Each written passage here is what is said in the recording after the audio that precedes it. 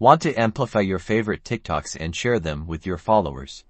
Here's how to easily repost and share other creators' videos on your own profile. First, find the TikTok video you want to share. Once you're watching it, look for the share icon. It usually looks like an arrow pointing to the right, located on the right side of the screen, below the comment, like, and save buttons. Tap that share icon. A menu of sharing options will pop up. You'll see various ways to share, like through direct messages, other social media apps, or copying the link to share it directly to your own TikTok profile.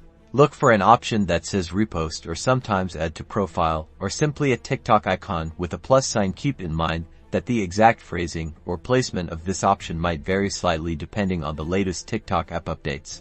Once you tap that repost option, the video will appear on your profile, typically in a dedicated section. If TikTok implements that, or within your regular video feed, it will be clearly credited to the original creator, so everyone knows where the awesome content came from. Sharing is a fantastic way to curate content you love, engage with the TikTok community, and even increase your own visibility by associating yourself with trending or interesting videos. Now go forth and share the TikTok love.